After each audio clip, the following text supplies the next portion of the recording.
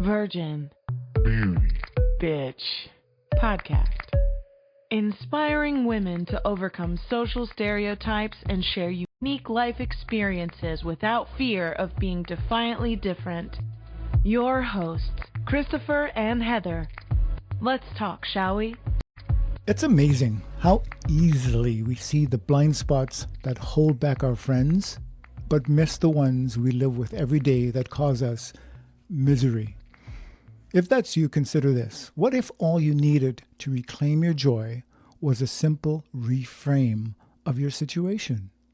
If that sounds way too easy to be true, we would like to introduce you to the Reframe Queen. We welcome Dr. Heather Browne to VIRGIN.BEAUTY.B. Oh my goodness, what a wonderful introduction. Thank you, thank you, thank you. Thank you, Dr. Browne, for doing this. Now, you are a psychotherapist for nearly 3 decades now, so you are very in tune with the human psyche. I'm really curious, is there a secret to the reframe or gaining a new perspective on our life challenges, especially when emotions seem to be our blindfold? Well, you definitely have to recognize the place when the emotions are high first, because you're not going to be able to move into a cognitive place in that space. You've got to deal with the emotions first. But once you have a little bit, there's the truth that I think we don't embrace, that everything is both. If I say, yes, I will do your podcast, then I'm saying, no, I'm not going to the gym this morning. And if I say, yes, I'll take care of myself and go to the gym this morning, then I need to say, no, this is a commitment I can't do. It's as easy to turn on a light as it is to turn off a light. So with that knowledge, that moves my head into, okay, then which do I choose? Do I choose to be in light? Do I choose to be in dark? Do I choose to be in taking care of myself? Do I choose to be in taking care of you? And one isn't right and one isn't wrong. But you can't have both very well at the same time. And so reframe is very much which way are you looking at the choices that you're making and what choices are you making? And let's evaluate that. And let's change it up if it's not working for you. Like that worked till then, now it doesn't. Let's reframe this and look at this now from this moment. And so it moves you into the present moment, thinking about your choices, thinking about your actions, and truly thinking instead of just being reactive, which I think is very helpful. Plus, it empowers you. It's my choice. I made this decision. Good, bad, whatever. I made this choice.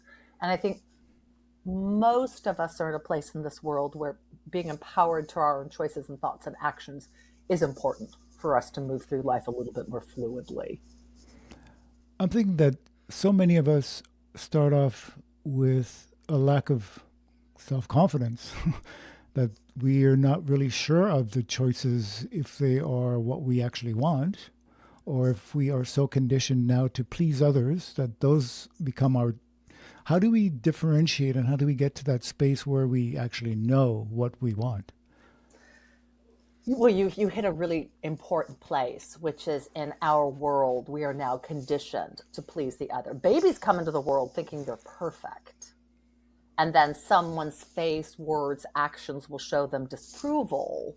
And then they start to question, will you receive me? Will you love me? If I smile, you're nicer. So we start to change ourselves. And then certainly when you get into the social world, I think in those circles where you start to see, I'm doing this for you, or I'm concerned about what you think, we start to fall into those places, which for most of us leads us to anxiety and depression. And then those are places to say, I'm not feeling good within myself. Do I really know what I want? And then there's places of asking yourself, well, what do I not want? What do I know about myself? What can I choose? It's curious that we say we have bad self-esteem, because I think we really have bad other esteem.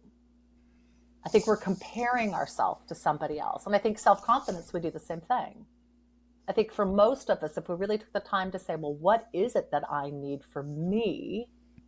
It's very hard to stay there and find out what it is, because we are so programmed to, you need to fit into the school system, the work system, the life system. And so to me, it's taking time by yourself, walking, praying, yoga, nature, running, swimming, taking time to find out, well, what really does honor my spirit, my soul, my heart? What do I really think my purpose is in life, or what do I choose my purpose to be? And then there's more clarity in that. And there's also the place to recognize that we've only grown to where we are. So do I feel fully competent in this world? Probably not, because there's more for me to learn, and that's okay. I'm not done. I'll never be done. I'll just pass over. So if I let that be my truth, then it's easier to be who I am, where I am, and allow the world and the situation and people and myself to guide me for what it is that I'm to learn in this moment. Because I've only lived to this moment. So I don't really know how to live in a second. I just know how to try to figure out life right now. It's interesting. If you meet with someone who has, their life is going pretty darn well, they wake up in the morning, they're ready to go, they feel like today's going to go well. When you meet someone who's just fallen into tragedy, they feel like they have no idea what to do. It's actually the truth for both, always. It's just that when we think we've got control over our life, we feel so much more confident. When we don't know what's next, we feel lost. Yeah. So what would be your thoughts around, like, let's say a person has gone through tragedy or feels lost and is trying to cultivate that sense of self where they feel, a sense of control over the elements of life that they can. Because I mean, something that Christopher and I explore on this show is thoughts on the authentic self. And I love what you've already said about finding that piece of yourself with, really spending time with yourself in yoga and nature and the things that bring you joy and the things that bring you peace. And, we've exercised looking at what does it mean to strip back all of the roles that you play and look at the person beyond the roles and expectations, which of course, easier said than done, and not negating that those roles often do play a very essential piece of our hearts or our minds and are important. So I'd love your thoughts around, I think that what people have gone through in the last 5-6 years, they are really trying to find that more steady footing. And I just love to hear your thoughts on how a person can try to work towards that. Well, exactly what you said, Heather. Going into places that give you space to explore your own essence. And for a lot of us, that is nature. For a lot of us, that is slow, contemplative movement. It might be walking. It might be swimming. It might be horseback riding. For some of us, it's through art, writing, painting, singing, dancing. So it's giving yourself that place. Meditation to me is huge, as is prayer. Giving yourself that place to move out of, I'm Heather Browne, female living in California, to I am a person on this earth and I'm connected to all. And to me, I think meditation and prayer are the closest way to go beyond the cognitive, rational human mind and to move into the spirit and the divine, which we are all of and we're all connected to, but we forget that in our human form. It's what has been said for so many years. I am a human person living a spiritual journey, or I'm a spiritual journey in a human form. They're both true. And we often are more aware of one side or the other. And certainly up until retirement age, a lot of our thought process is the human form.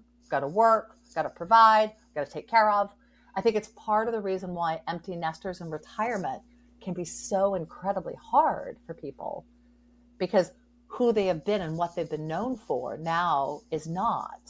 And so what does that make of me? I'm a widow, and then both of my kids moved out within 2 weeks, years after their dad had passed, just ended up being that way. And I remember it was like, whoa, like what? I'm in a house by myself with some pets. And I remember thinking, I could go to bed after work on Friday and not get out of bed until Monday morning. And I don't know if anybody would even know. And I don't know if it even matter. And then I thought, well, I think it matters to me.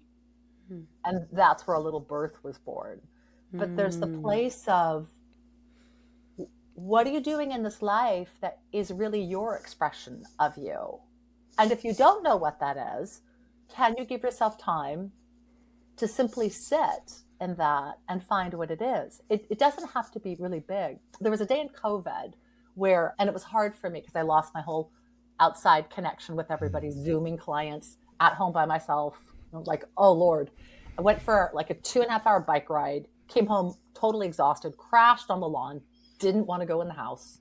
So I'm laying on the front lawn, panting, and I looked at the bottom of a rose and I went, that's kind of pretty. So whenever I looked at the bottom of the rose, I had this beautiful blush and the green was going in, and smelt it to see, can you smell more from the bottom? Which you can't. You can smell more from the top. And I went and looked at all the bottoms of the roses in my yard. And I was fascinated because I'd never really looked at them before. Took a video, sent it to my daughter. She calls me and she goes, Mom, you're having the best day. I went, interesting. So what I'm going to say is going to sound a little odd, but you guys will get it. I think the best way to find yourself is to get outside of your human self and to allow yourself to move into your spiritual, nature connected, art connected, essence connected way of being. Because the human self is the doer. And I think the connection to the self is the being. And I don't think we give ourselves much time with that, especially with how connected we are to technology. People are just constantly on their phones. And so that takes you away from, let me be in this place and find what it is that I do feel. Find what it is that I am aware of. Oh, the sun, the wind, my heart is beating. I hear my neighbor talking. Getting back to the simpleness of life can then guide to beautiful, simple joys. Ties into the feminine too. I was going to just say that because, in some of the conversations Christopher and I have had, where I've landed is really a deep feeling that the masculine energy or essence, not that you can ever really put them into words, is more around the doing and the movement and action, and the feminine being the being. But I would love to hear from you. What does feminine mean to you? Well, I love this question because especially where our world is right now with gender fluidity, I've had so many people come to me and they say, I think I need to change my orientation because I don't feel feminine or I don't feel masculine. I'm like, what the heck does that even mean? Who decides for you what it is? So mine changes.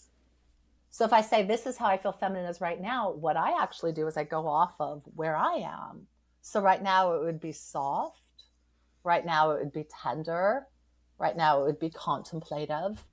But other days it's going to be very mothering and nurturing. Some days it's going to be spicy and a little sexy. So to me, the beauty of femininity is part of that.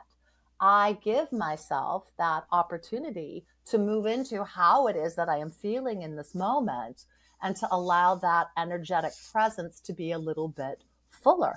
I think you can do the same thing for the masculine. Are you in the protector mode? Are you in the fixer mode? Are you in the conqueror mode? Are you in the warrior mode? Are you in the father mode? Which one are you in? And there isn't just one state. It's more encapsulated. And to me, what's really beautiful about femininity is giving yourself the permission to explore what is coming up or what is wanting to come through. It feels very, very much like water to me. Femininity feels very much like water, like wind, like tenderness, softness, wisdom. Certainly the aspect of the mother and the elderly crone as well. To me, that's very feminine and very beautiful. Mother Mary, Kuan Yin, those energies always come through for me when I think of feminine. It's very powerful. You've spoken now on two different topics, and I get an image in my brain of rock. standing in the middle of a river, and the feminine being that river, and the masculine, as we say, being that rock. And I think the worst thing we have done as human beings is try to define these words in gender form. Oh, I agree with you 100%. Thank you, bless you for that. Yes, yes. Because they're not. I have so many masculine traits in me. Thank God I do. I was on my own at 17. I was a widow at 51 to raise 2 kids. I had to be, but I'm not only that. And that doesn't mean there's something wrong with me that I stepped into that form or shape I needed to. But there's also the place of, well, do I feel that this is serving me? Or do I feel I'm cut off from something or not bringing forth something that I really enjoy or would enjoy within myself because of the gender role I am placing myself in, if I am? Yeah. Yeah. It's so limiting. It's so funny because we don't want to, we say on the one hand, well, I don't want to be labeled, so I'll unlabel me, which then just labels you with something else instead of saying, like, let yourself just explore what this is. It doesn't mean it's going to be you always. You know, if I go to a store and I try on a lipstick and say, I don't know, let's see. And I go, oh, dear God, then I'm never going to put that lipstick on again. And I'm totally fine with that. But we don't do the same things oftentimes with letting ourselves explore who we are. And I think that's a shame because I think the world is kind of a playground. And what do you want to play on? And what do you want to do? And who do you want to be at this moment? And to allow yourself, most of us live a really long life. I would hope you would shift and grow and change a lot. It's interesting that you say the rock in the river, because my daughter said to me one day, she goes, Mom, you are water. And it just went, oh. And it just resonates with me deeply.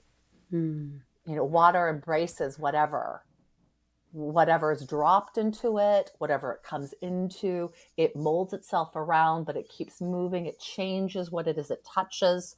It isn't stopped. It goes into different forms. It transforms. And I thought, oh, isn't that glorious? It nurtures and feeds. Whoosh. Yeah, I loved it. Loved it. And it's also a force. It is a force to be reckoned with. It is a force. Yeah. Yeah. So tell us about your book, Speaking with the Heart. I know you work a lot with relationships, couples in relationships. Yeah. And we've spoken about the most important relationship, which is with yourself, but transforming then that into relationships with others. Yeah, so I've been a relationship expert for 27 years, as we said.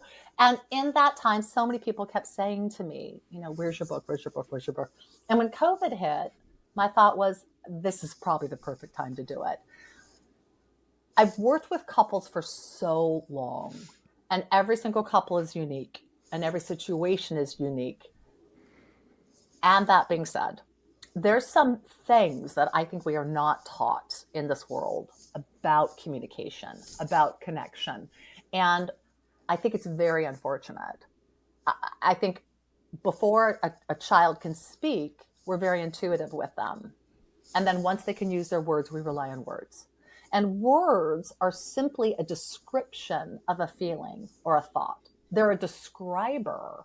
They're not the essence of it. And I see that as being a shortcoming. So I help individuals understand a bigger picture of what communication is. And I basically flip it on its head, which is why my book is Speaking with the Heart.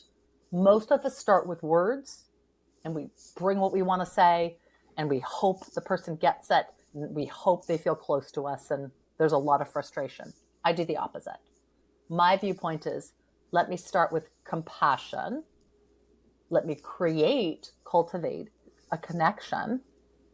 And from that, when we have an agreement of how are we going to do this and how are you going to take care of yourself and how do we take a pause when we need to, then you move into the words. And I find when you turn that around, they're completely different conversations. And there's so many simple techniques you can do to do that we just don't know, don't recognize, or don't choose to discipline ourselves to do. And so my book is about that. Like, how do you start a conversation well? Where are you going? What can you do when there's challenges? How do you bring in triggers and aspects of your past history that are challenging for you?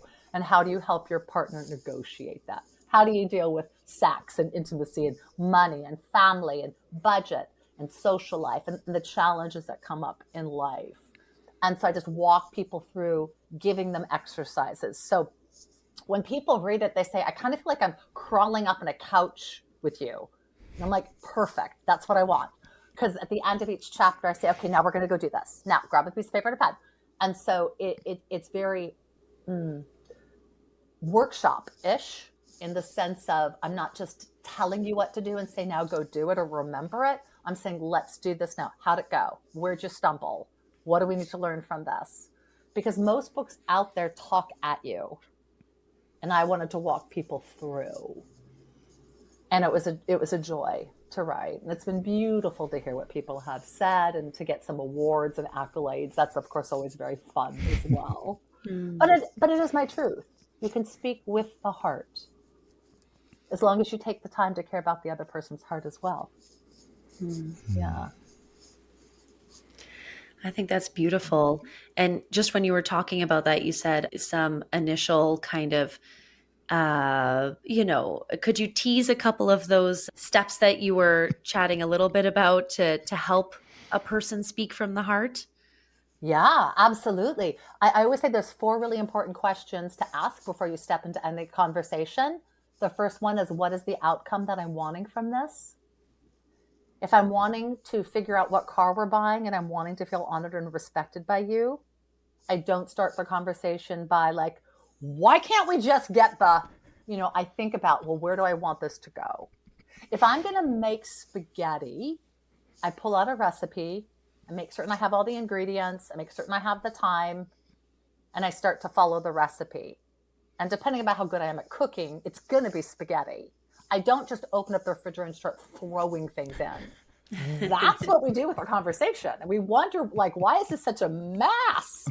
Because we do that. Sauerkraut, ketchup, mayonnaise, we're like, what the hell is this? So have a conversation of, where are we going? What do we want out of this? And then number 2, am I going to bring this up in a way that's going to bless our relationship or my partner? If you're not, you haven't spent a right amount of time to think about that. You can say anything in a way that can be helpful. Doesn't have to be hurtful.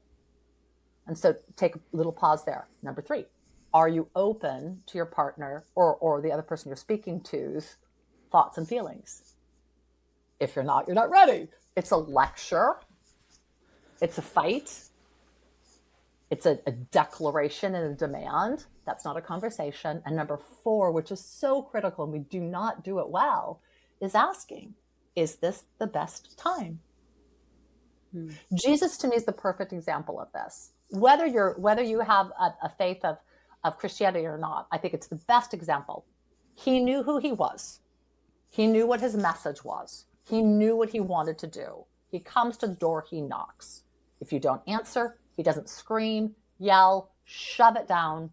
He leaves. He comes back. He knocks again. You open the door. He goes, hey, I'm Jesus. I'm the Son of God. Love to come in and have a chat. And you say, no, thanks. He goes, okay, I'll come back another time.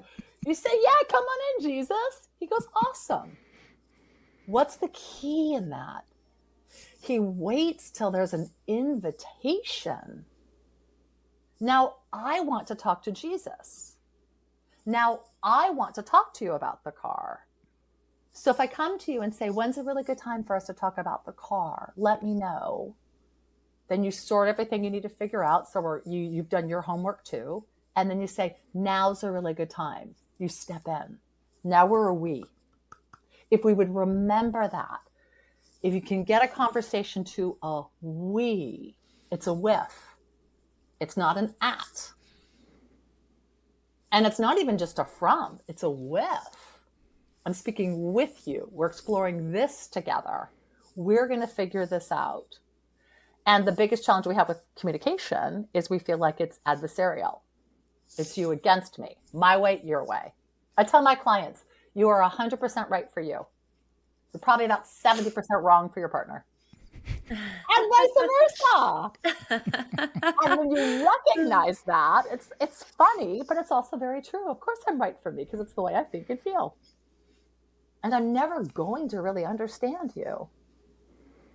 That doesn't have to be sad. It's just a truth. I won't even really know if I ever really understand you. I just think I understand you. And that can be okay. Because then, if I know I don't ever really, then I can be curious to more and more and more and more and more and more. And that's a place that would help all of us if we could stay curious about ourselves, about our partner, about our family, about our world. How can I connect more? How can I love more? How can I enjoy more? How can I experience more? How do I impact you? I get so much out of those four that you've said, and I'm very intrigued with the first one because, you hear a lot circulating these days around detaching from outcome so that you don't stay as rigid as, you may initially feel when you step into a conversation with a loved one or with another person.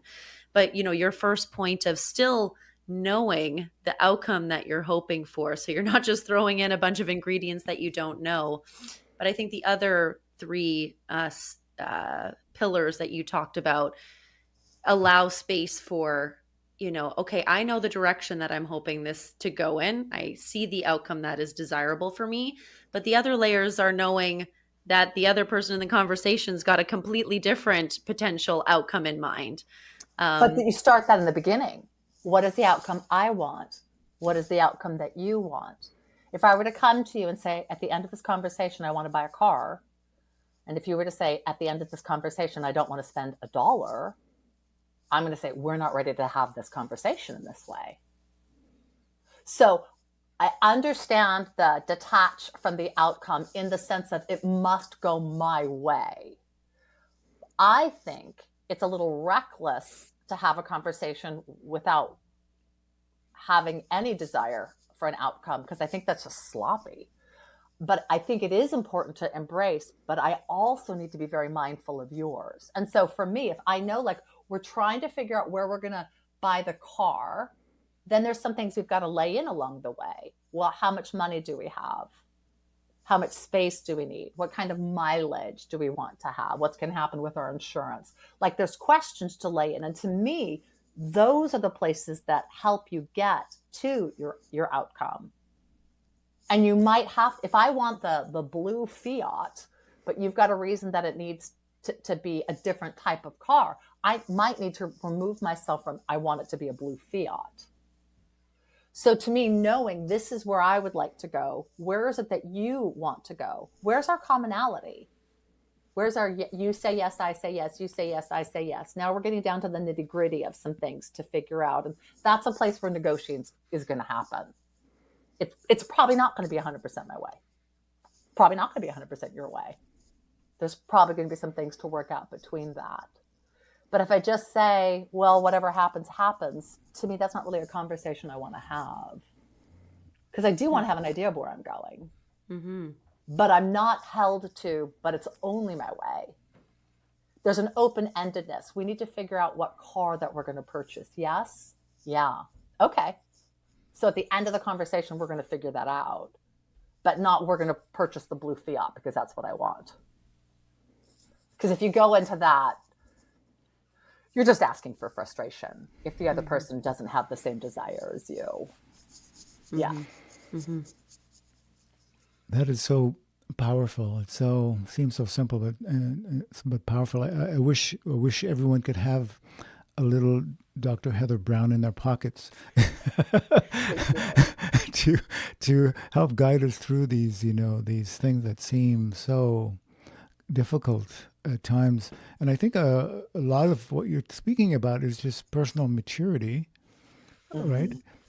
And I as we began this whole conversation about knowing yourself and what it is you want, right? And where and how far you're willing to go, knowing what you want and who you are, right? Think of the other. Yeah.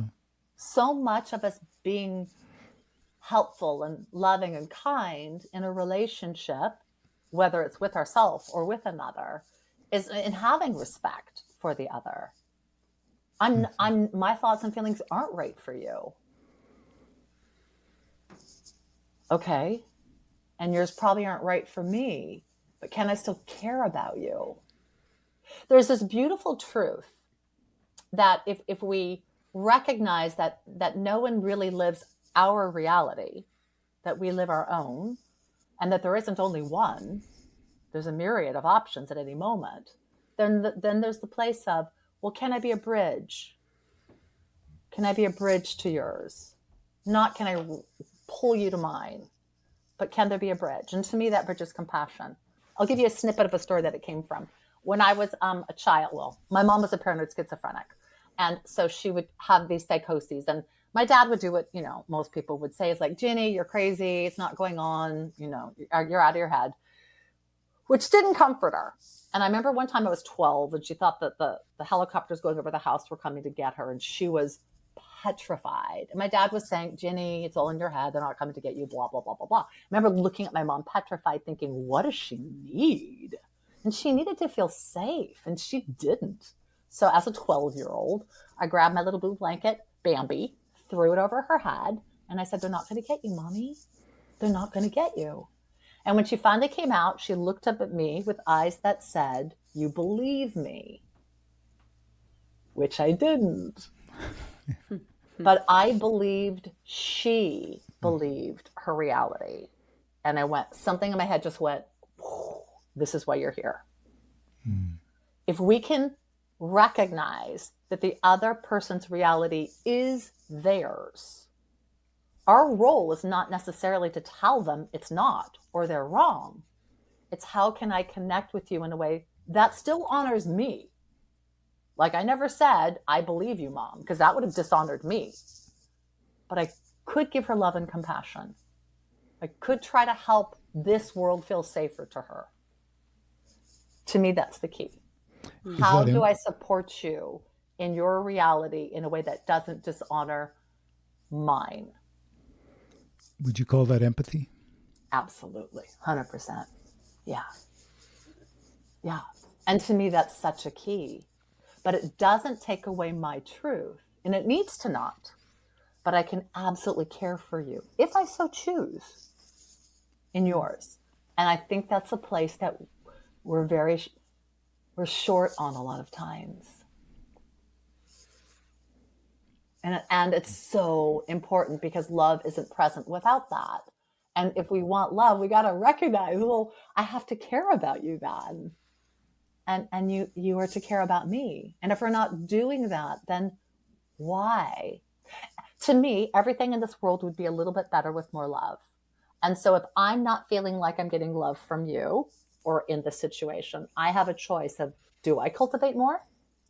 Or do I just get angry that you're not bringing it? And I fail a lot, but I try to stay in that place of, I can bring more. I can bring more. Whoosh. It's the bridge. Will I care about what you're feeling, though I might not feel the same at all? And in that caring space, there's so much more movement. Yeah, I know. I wish we could afford the BMW with the sunroof and da da da da da da da da da da. I'd love it. I wish I could buy you the car of your dreams, and we got $3,000. What do we do? But there is that place of caring about the other person's heart. And I think we could all grow that. And I think that's a very feminine quality. And I think it's something that the masculine is so wanting. Is not allowed. And I think that's why we have male and female. Yeah. And I think that's why we have feminine and masculine. Because it's very important to have that be embraced. Very important. That's what charges the masculinity to keep going.